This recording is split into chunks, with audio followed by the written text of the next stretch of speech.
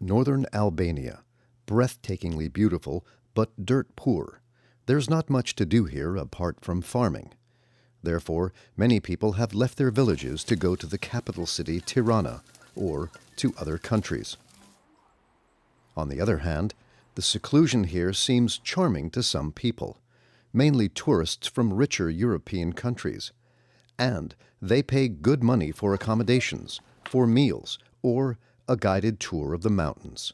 On this particular morning, Rosa Rupa accompanies visitors from Germany up the mountains.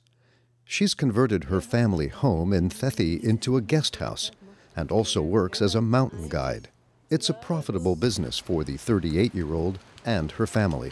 In 2015, we had a really good season. It was one of the best years for us so far. A reason for this was that we were marketed very well internationally. Another is that we were able to make the season last longer. Albania is still an undiscovered gem and the perfect choice for this German couple. The paths have already been marked, but it's not like in Switzerland where you pass by crowds of other tourists.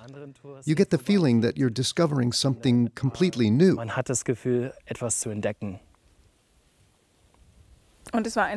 it was one of the few European countries we had never been to. Tourists mainly come to see the peaks of the Balkans, a new hiking trail connecting Albania, Montenegro, and Kosovo. They can contribute to the local economy and they can visit and see three beautiful landscapes. People might think that this is the same nature, the Alps are the same in all three countries, but the landscape changes from one country to another, and it's very much pretty to see all three countries. As an employee of the Deutsche Gesellschaft für internationale Zusammenarbeit, or GIZ, Spreza Smiley has, together with her colleagues as well as Albanian, Kosovar, and Montenegrin partners, gotten the Peaks of the Balkans program up and running. The goal is to develop isolated mountainous regions economically.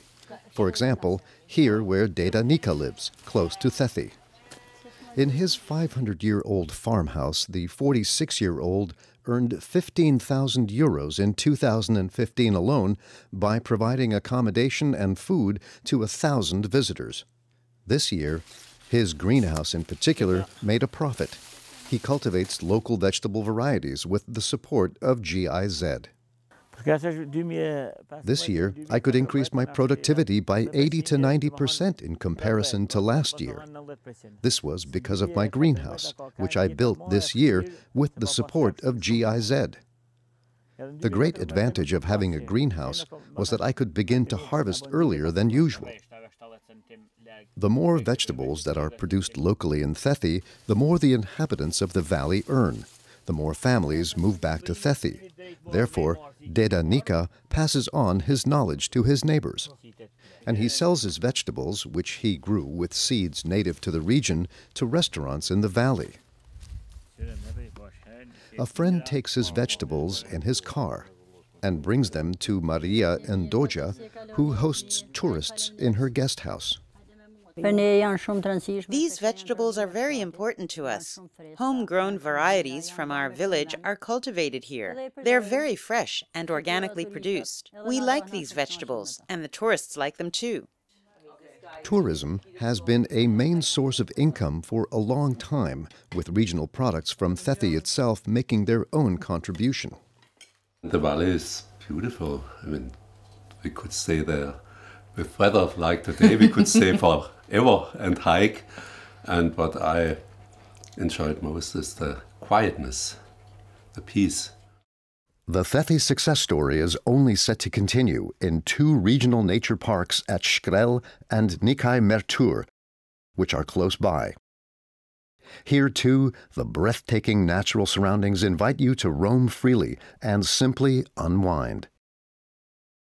And to discover new things, for example, species of animals and plants which are only to be found here, such as the valuable chestnut trees, some of which have been standing here for over 500 years.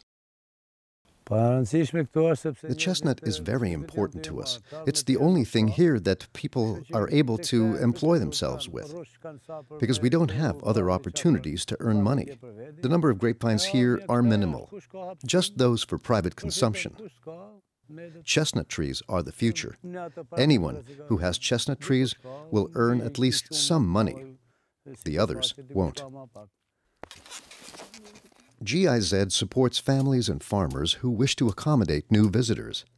It helps people like Pieta Leke Imerai to better understand the tourists' requirements, to adapt their guest rooms accordingly, and to show tourists the local attractions.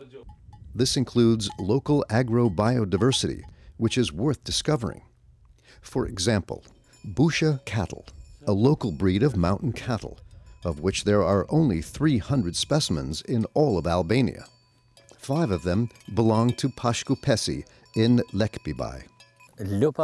We inherited our Busha cows from our parents and our grandparents. They've been here for over 500 years. It's a very good breed of cow, which is perfectly adapted to the local conditions and whose maintenance is very affordable. They require very little upkeep. They have a calf every 6 months, and their milk and meat are of a very high quality.